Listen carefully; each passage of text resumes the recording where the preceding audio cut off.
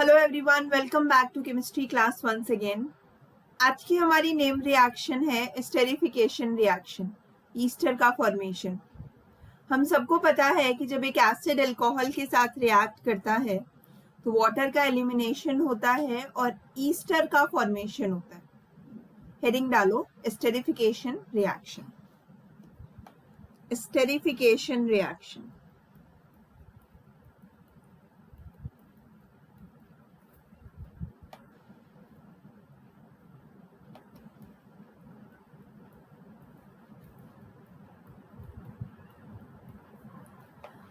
Acid और alcohol. Acid कौन सा एसिड है? Carboxylic acid. जब अल्कोहल के साथ रिएक्ट करता है तब ये ईस्टर का फॉर्मेशन करता है in the presence of concentrated H2SO4 and heat. मतलब H प्लस आयन की प्रेजेंस में अगर आप हीट कर दोगे तो आपको ये ईस्टर का फॉर्मेशन होता है। जनरली वाटर एलिमिनेट होता है ना। तो यहाँ पे क्या होगा, आपका यहाँ पे एसिड है, मैंने R1 के साथ ये एसिड ले लिया और ये अल्कोहल ले लिया R2OH। तो यहाँ पर एक में से H जाएगा, एक जगह से OH जाएगा और ईस्टर का फॉर्मेशन हो जाएगा। राइट। अब आप लोग सोच रहे होंगे कि यहाँ से ही H क्यों गया, यहाँ से OH क्यों गया? यहाँ से H भी तो जा सकता था, यहाँ से OH जा सकता था। तो इसके लिए हमें देखना पड़ेगा रिएक्शन का मैकेनिज्म। तो इसके लिए आपको रिएक्शन का मैकेनिज्म देखना पड़ेगा। जनरली H आपका अल्कोहल में से जाता है और OH जाता है एसिड में से। ठीक है, मैकेनिज्म देखोगे तो और समझ में आ जाएगा। तो ये मेरा एसिड है R1COOH। ठीक है, एसिड की प्रेजेंस में रिएक्शन हो रही है, एसिड मीडियम है ना। तो क्या होगा, ये ऑक्सीजन के पास जाएगा ये H प्लस, क्या बनाएगा RCOH पॉजिटिव और OH। राइट। दूसरा मॉलिक्यूल किस चीज का है? दूसरा मॉलिक्यूल है अल्कोहल का। This is R2OH। ऑक्सीजन के पास लोन पेयर ऑफ इलेक्ट्रॉन है। ऑक्सीजन कहाँ अटैक करेगा? यहाँ पर। ये यहाँ जाएगा, ये यहाँ जाएगा, क्या बनाएगा R1COH OH and OH R2O के ऊपर आ गया पॉजिटिव चार्ज। बताओ यहां तक क्लियर है? देखो इसे ध्यान से, यहां तक तो कोई दिक्कत नहीं है। अब देखो क्या होगा, यहां से ये जो ऑक्सीजन है उसमें पॉजिटिव चार्ज है, तो उसको रिमूव करने के लिए ये जो हाइड्रोजन है ये लीव कर जाएगा। ठीक है, तो ये आपका बन गया R1COR2 और यहाँ OH, यहाँ पर भी OH। अब ये जो हाइड्रोजन निकला है ये वाला ऑक्सीजन ले लेगा। ठीक है, इसने इस हाइड्रोजन को लिया। अब जब इस हाइड्रोजन को लिया तो OH2 पॉजिटिव बना लिया। आपको पता है वाटर एक अच्छा लीविंग ग्रुप है क्योंकि ऑक्सीजन के ऊपर पॉजिटिव चार्ज है। तो जब ये लीव करेगा ना तो ये पॉजिटिव चार्ज न्यूट्रलाइज हो जाता है। तो क्या होगा, ये आपका बॉन्ड O और H का ये जो बॉन्ड है ये यहाँ आया और ये लीव कर गया। क्या बना? जो बना उसे लिख दो, R1COR2 डबल बॉन्ड O। इसको आप ऐसे भी लिख सकते हो R1COOR2। इसे क्या कहते हैं हम लोग? ईस्टर। तो हमने क्या देखा, यहाँ पे OH आ रहा है एसिड में से, O और आपका जो H है वो आ रहा है अल्कोहल में से। ठीक है, OH आया एसिड में से और H आया अल्कोहल में से। ठीक है, तो अगर आपको कोई ऐसी रिएक्शन दे रखी है, आपको यहाँ तक समझ में आया? अगर मान लो अब अगर कोई ऐसी रिएक्शन दे रखी है, मान लो ये फॉर्मिक एसिड दे रखा है, ठीक है, और मीथेनॉल के बीच में रिएक्शन करा रहे हैं एसिड की प्रेजेंस में, तो अब यहाँ पे मैंने इस ऑक्सीजन को O18 मार्क कर दिया, ठीक है, ताकि ये देखने के लिए कि H कहाँ से आ रहा है, OH कहाँ से आ रहा है। तो यहाँ पर HC double bond O, OH यहाँ से जाता है, जब फाइनल जो प्रोडक्ट बनता है उसमें ये ऑक्सीजन इंटैक्ट रहता है, O18 एंड Me ये बनता है, वाटर एलिमिनेट हुआ और ये प्रोडक्ट बन गया। सिमिलर वैसा ही मैकेनिज्म है जैसे हमने ऊपर किया था, जल्दी से इसे देखते हैं। सबसे पहले H+ आयन ने कहाँ पर अटैक किया, इस वाले ऑक्सीजन पे, तो ये बनाया HCOH positive and OH। Now second step में मीथेनॉल का ऑक्सीजन अटैक करेगा किस पे, इस वाले कार्बन पे, जब ये यहाँ पर मूव कर जाएगा, क्लियर यहाँ तक सबको, तो यहाँ पर ये बनाएगा HCOH एंड यहाँ पर भी OH, OH एंड Me, यहाँ पर आ गया पॉजिटिव, ये रिलीज होगा और ये वाला OH इसको ले लेगा, राइट, ये वाला OH, ये OH कौन से वाला है, एक्चुअली ये वाला OH, कौन सा OH, ये वाला, ठीक है, इसने इसे ले लिया, तो क्या बनाया HCOMe एंड OH2 पॉजिटिव। अब मैंने आपसे ये क्यों कहा कि ये वाला OH, क्योंकि यही OH तो लीव करेगा, एंड यहाँ पे OH, अब यहाँ O और H के बीच का ये यहाँ पर आया और ये लीव कर गया, जैसे हमने इससे पहले वाली रिएक्शन में किया था। बताओ क्लियर है, वाटर एलिमिनेट हो गया, राइट। इसे क्या लिख सकते हैं, HCOOMe, आप देख सकते हो ऑक्सीजन यहाँ पर आपका अल्कोहल वाला है, राइट, जो फाइनल प्रोडक्ट में इंटैक्ट है। जैसे जैसे बल्कीनेस बढ़ती जाती है वैसे वैसे एस्टेरिफिकेशन का रेट कम होता जाता है। तो मान लो आपको 4 ऑप्शंस दे रखे हैं और उसमें ये पूछा है किसमें एस्टेरिफिकेशन सबसे फास्ट होगा, तो वहां ये ध्यान रखना है कहाँ पर जो R1 R2 ग्रुप है वो कम बल्कि है, जहां पर ज्यादा बल्कि होंगे वहां एस्टेरिफिकेशन कम होगा, पहला पॉइंट। दूसरी चीज ये कि मान लो यहाँ पर जो हमने अल्कोहल लिया है ये टर्शरी अल्कोहल होता, अगर ये टर्शरी अल्कोहल होता तो उस केस में OH अल्कोहल से आता। इन दोनों पॉइंट्स को आपको याद रखना, ठीक है। पहला पॉइंट मैंने आपको बताया, नया पेज लेते हैं, हाँ।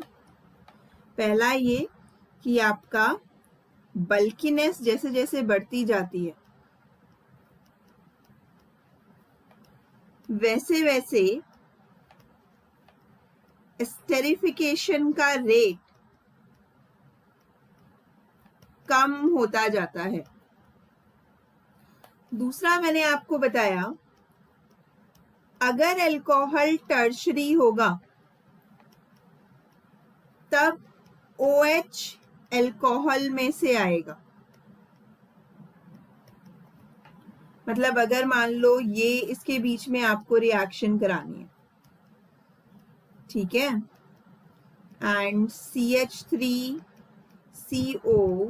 O18 और H, तो यहाँ पर जो फाइनल प्रोडक्ट है आपने देख लिया कि ये टर्शरी अल्कोहल है, टर्शरी है, तो जो फाइनल प्रोडक्ट होगा वहां पर आपका OH यहाँ से और H यहाँ से, ये जो एसिड है ये H देगा। कब कब, जब अल्कोहल टर्शरी है, ठीक है, CH3C CH3 CH3 O18 CO and CH3, clear यहां तक, बढ़े आगे।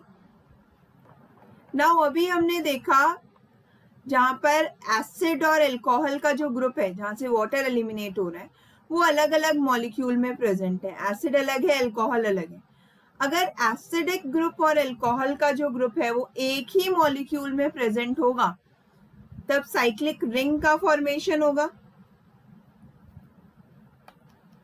अगर एसिड और alcohol both are present in same molecule, तभी क्या होगा, फॉर्मेशन होगा रिंग का, है ना, COOH।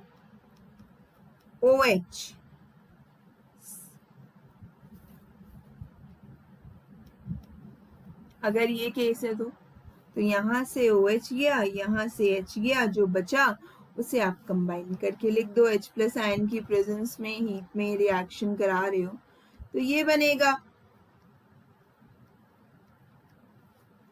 This is cyclic Easter. ये आपको कब चेक करना है, whenever there is possibility of formation of 5 और 6 membered ring। जब 5 या 6 membered ring का फॉर्मेशन आपको दिख रहा हो,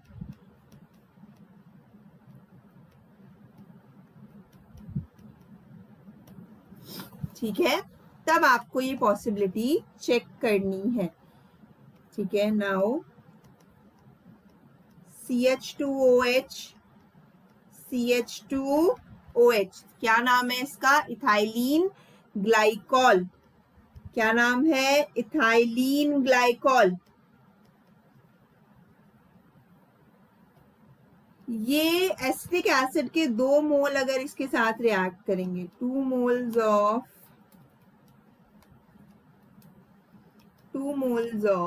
acetic acid, this is acetic acid.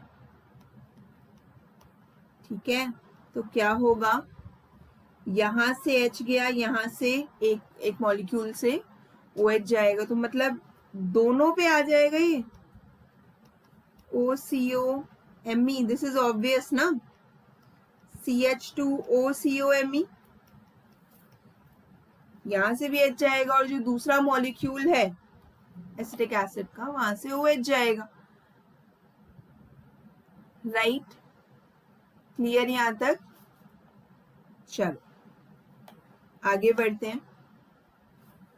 अगर हम ग्लिसरॉल लेते तब क्या होता,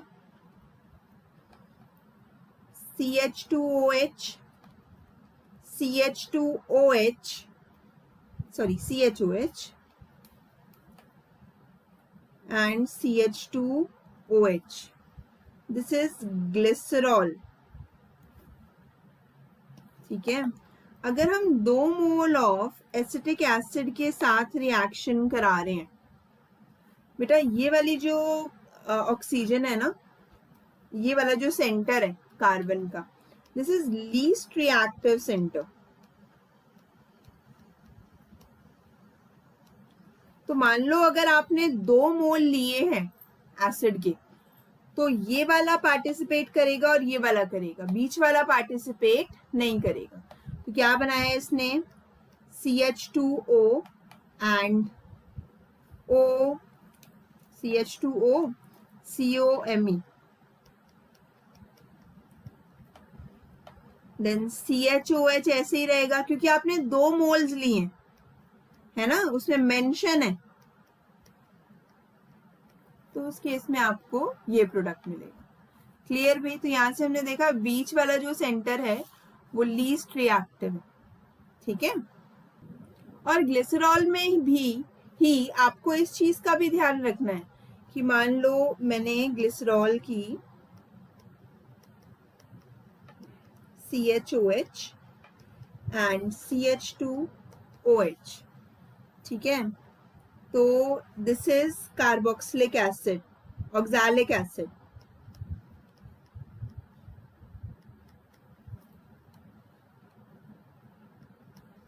ये आपका ऑक्सैलिक एसिड है, और ये ग्लिसरॉल है ना। अब सवाल ये है कि यहाँ पर कौन सा जो OH है वो कहाँ कौन कौन से दो कार्बन से जाएगा। तो ऑक्सैलिक एसिड के केस में हमारे पास रिंग का फॉर्मेशन की पॉसिबिलिटी है ना, तो वहां पर ये दोनों OH पार्टिसिपेट करेंगे। ठीक है, सो योर क्वेश्चन, तो ये दोनों पार्टिसिपेट करेंगे क्योंकि यहाँ पर 6 मेंबर्ड रिंग का फॉर्मेशन होगा CH2O CO एंड CO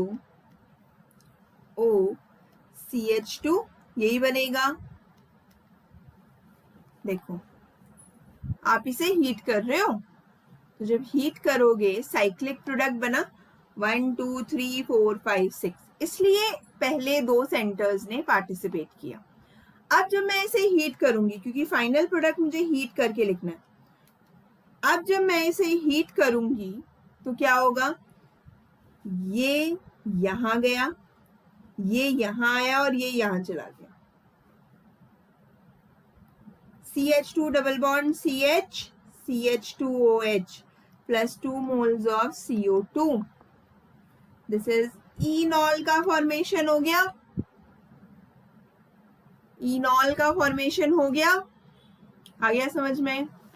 पहले 6 मेंबर्ड रिंग बनी, पर क्योंकि आप उसे हीट कर रहे हो तो CO2 के रिमूवल की पॉसिबिलिटी है, वहां पर आपका ये मॉलिक्यूल बन गया।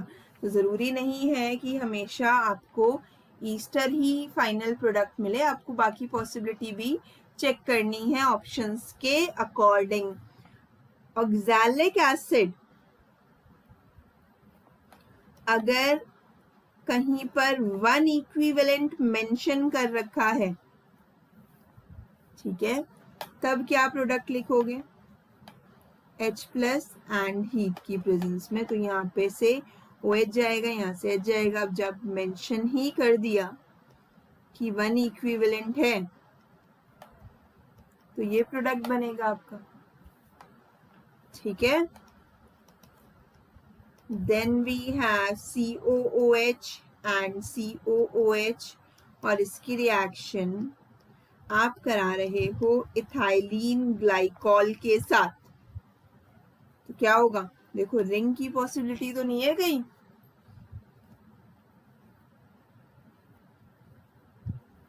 रिंग की पॉसिबिलिटी है, अगर है तो बना दो O, और यहां पर आ गया आपका O, बताओ क्लियर यहां तक। 6 मेंबर्ड रिंग बन गई, 6 मेंबर्ड रिंग का फॉर्मेशन हो गया। ठीक है, तो ये सारी चीजें आपको चेक करनी है। एक और डाई कार्बोक्सिलिक एसिड लो, इसका नाम है टरथैलिक एसिड, COOH COOH।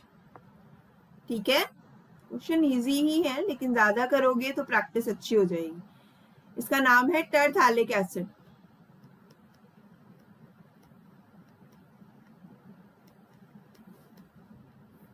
इसकी रिएक्शन इथाइलिन ग्लाइकॉल के साथ करो।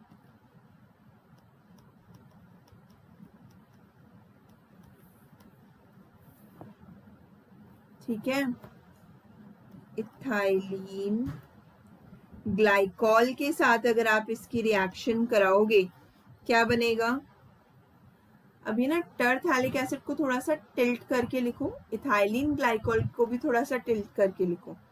ठीक है, इसको ना ऐसे लिखो, ऐसे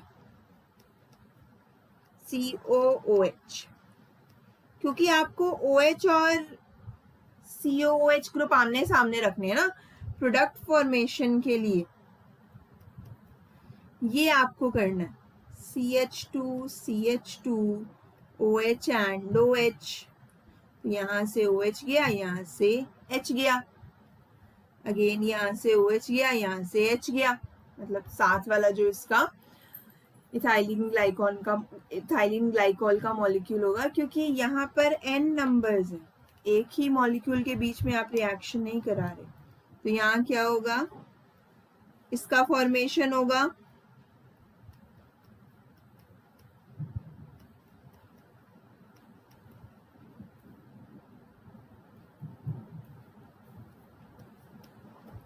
इसका फॉर्मेशन होगा, इसको ना टेरेलीन बोलते हैं। 12th क्लास में पॉलीमर का चैप्टर है, वहां आप इसे पढ़ोगे, डैक्रॉन या पढ़ा होगा। ठीक है, क्लियर यहां तक? Next question is, this is OH COOH, इसका नाम क्या है? Salicylic acid.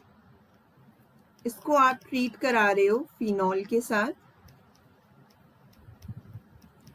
और सैलिसिलिक एसिड को ही आप ट्रीट करा रहे हो एसिटिक एसिड के साथ। दोनों केसेस में आपको प्रोडक्ट लिखना है। ठीक है, तो जब आपने फिनॉल लिया, H यहां से जाएगा, OH यहां से जाएगा।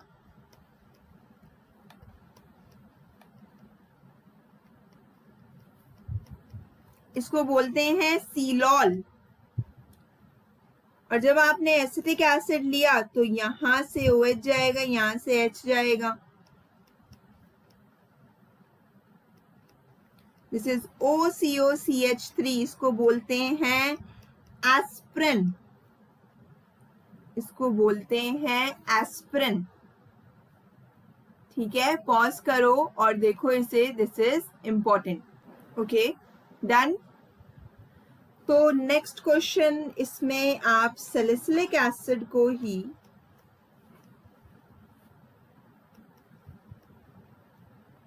ट्रीट करा रहे हो मीथनॉल के साथ, तब आपको क्या मिलेगा? यहां से H जाएगा, यहां से OH जाएगा, COOMe, methyl salicylate, oil of winter green बोलते हैं इसे। This is a pain reliever.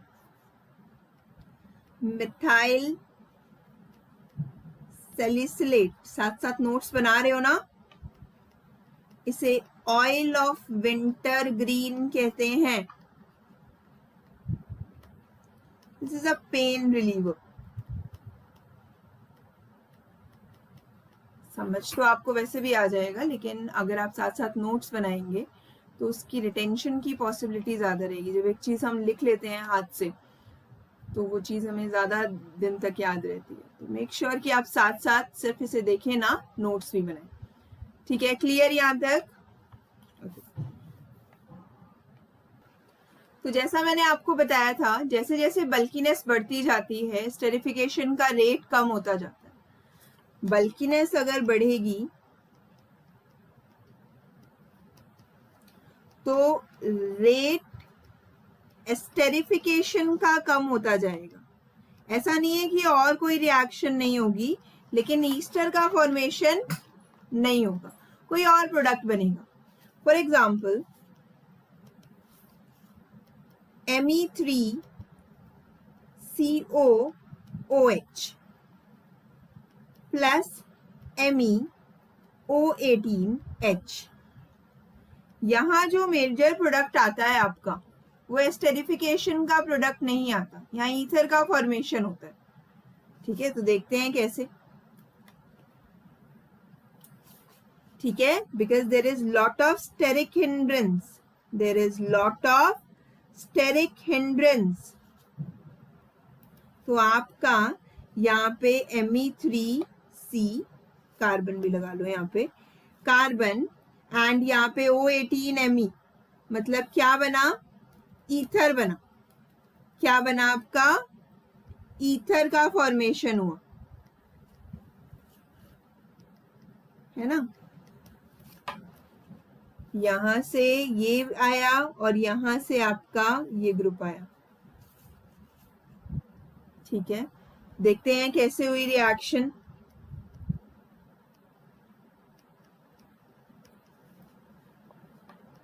Me3CCOOH,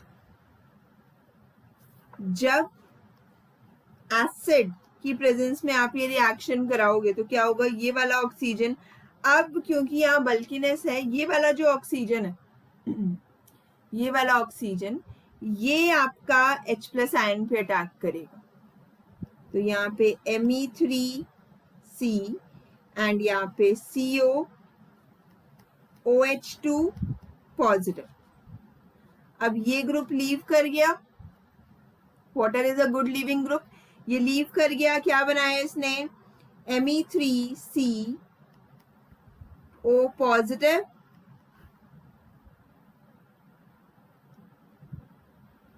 Me3CO positive ऐसे बनेगा ना ये, Me3C डबल बॉन्ड O, ये जो लोन पेयर है ये यहाँ आएंगे, क्या बनाएगा ये, Me3C triple bond O positive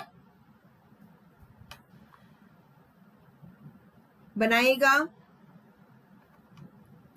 now carbonyl ये अब लीव कर जाएगा, क्यों लीव कर जाएगा, क्योंकि लीव करके पहली चीज ये न्यूट्रल हो जाएगा और दूसरा ये कार्बोकटायन एक अच्छा कार्बोकटायन बन रहा है ना, तो यहाँ पे ये लीव कर जाएगा और बनाएगा Me3C पॉजिटिव।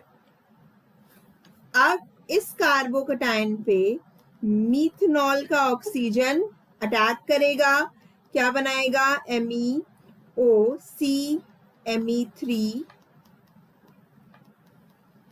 एंड यहाँ पे H पॉजिटिव, ये लीव कर गया और आपका ये ईथर बन गया Me3COMe।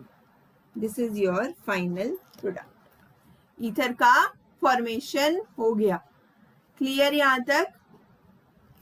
नाउ ये जो ईस्टर बना इसका हाइड्रोलिसिस भी हो सकता है, मतलब एसिड और बेस से रिएक्ट करके ये फिर से एसिड का फॉर्मेशन कर सकता है।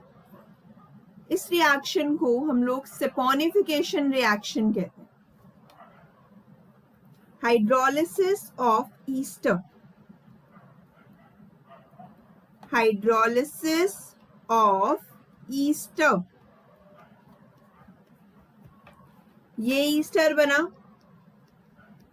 किसी भी एस्टेरिफिकेशन रिएक्शन में, अगर एसिड से रिएक्ट करेगा तब भी ये बॉन्ड ब्रेक करेगा, OH यहाँ जाएगा, H यहाँ जाएगा, RCOOH plus R-OH, acid catalyse भी हो सकती है reaction.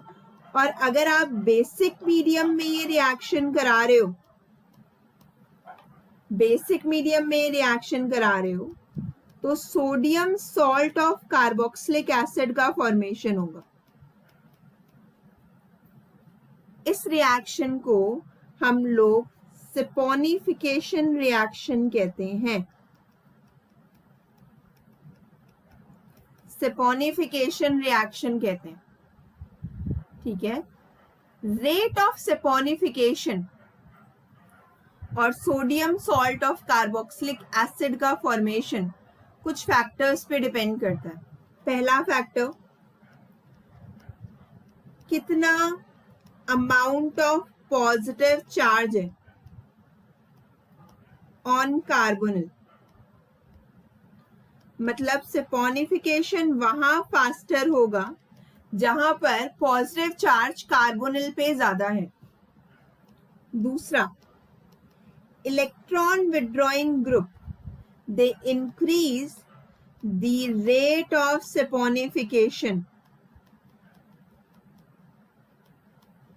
And point number 3 is अगर less crowding है कार्बोनिल के around, less crowding around carbonyl, ठीक है। तो अगर आपको एसिड दे रखा है, अगर आपको अल्कोहल दे रखा है और आपसे ये पूछा है किसमें सेपोनिफिकेशन फास्ट होगा और किसमें स्लो होगा, तो आप इन फैक्टर्स को देख के बता सकते हो। पहला फैक्टर, कार्बोनिल के ऊपर पॉजिटिव चार्ज जितना ज्यादा होगा, मतलब इलेक्ट्रॉन विड्रॉइंग ग्रुप अटैच होंगे तो सेपोनिफिकेशन का रेट बढ़ेगा। और कार्बोनिल के अराउंड स्टेरिक हिंड्रेंस कम होनी चाहिए, मतलब लेस क्राउडिंग, मतलब लेस स्टेरिक हिंड्रेंस। इसे नोट करो, फिर इस पे बेस क्वेश्चन देखते हैं। क्लियर? ओके, चलो अब कुछ क्वेश्चन देखते हैं। तो arrange these esters in the order of esterification with CH3OH and H+. Esters नहीं, arrange these acids in decreasing order of esterification reaction. तो मैंने आपको क्या बताया, जैसे जैसे बल्कीनेस बढ़ती है एस्टेरिफिकेशन का रेट कम होता जाता है, तो आपको डिक्रीजिंग ऑर्डर में लगाना है.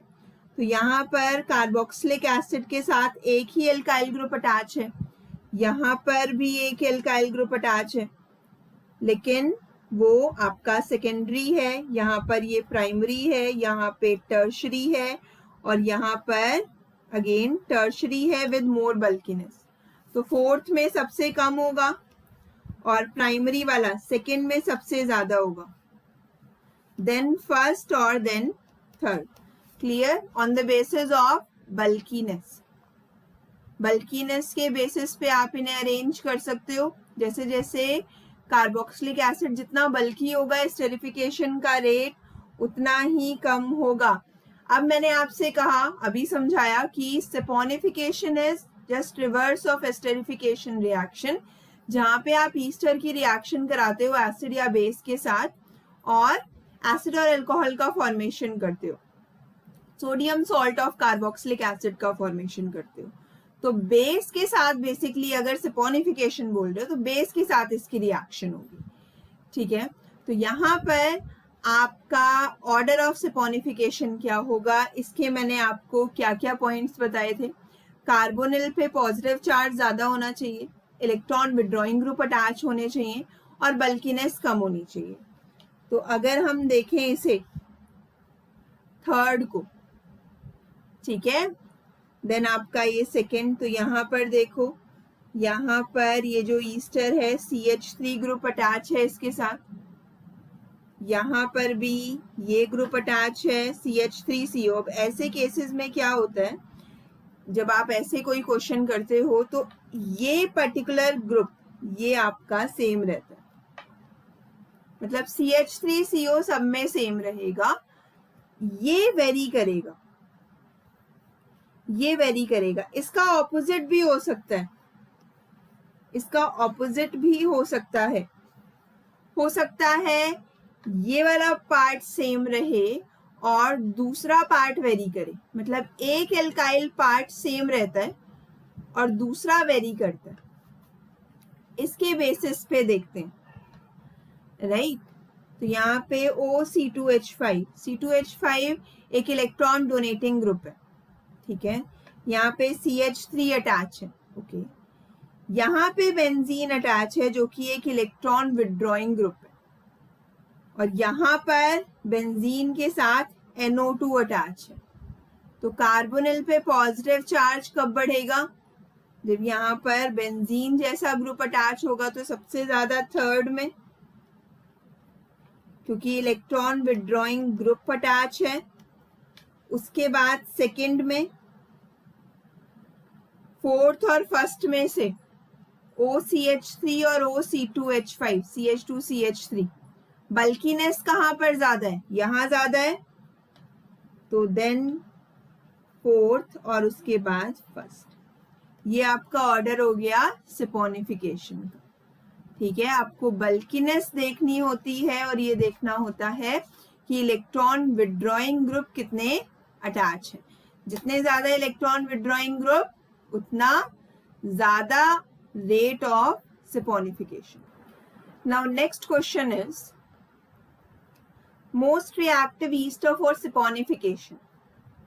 सबसे रिएक्टिव ईस्टर सपोनिफिकेशन के लिए कौन सा होगा, क्या क्या देखना है, क्राउडिंग और इलेक्ट्रॉन विड्रॉइंग ग्रुप.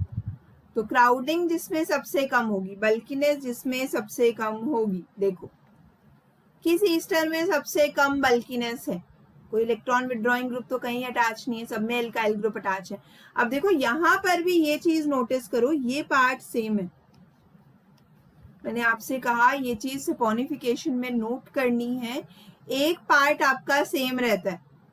ठीक है, चलो next question. Which alcohol will least readily esterified by acetic acid and H+. तो सबसे कम एस्टेरिफिकेशन किस में होगा, जहाँ पे बल्कीनेस ज्यादा होगी. बल्कीनेस कहाँ ज्यादा है, ये प्राइमरी एल्कोहल है, ये प्राइमरी एल्कोहल है. ये सेकेंडरी अल्कोहल है, ठीक है, और ये आपका टर्शरी अल्कोहल है। बल्किनेस कहाँ ज्यादा है? फोर्थ में। तो हमने ये सीखा आज की क्लास में कि एस्टेरिफिकेशन में H+ जनरली आपका अल्कोहल से जाता है, OH- जाता है एसिड में से। देन हमने इनके मैकेनिज्म देखे, कुछ क्वेश्चन देखे, एंड सेपोनिफिकेशन में क्या रेट होता है सेपोनिफिकेशन का, किन फैक्टर्स पे सेपोनिफिकेशन का रेट डिपेंड करता है, उस पर कुछ क्वेश्चन डिस्कस किए। I hope it is clear to you all. Thank you so much.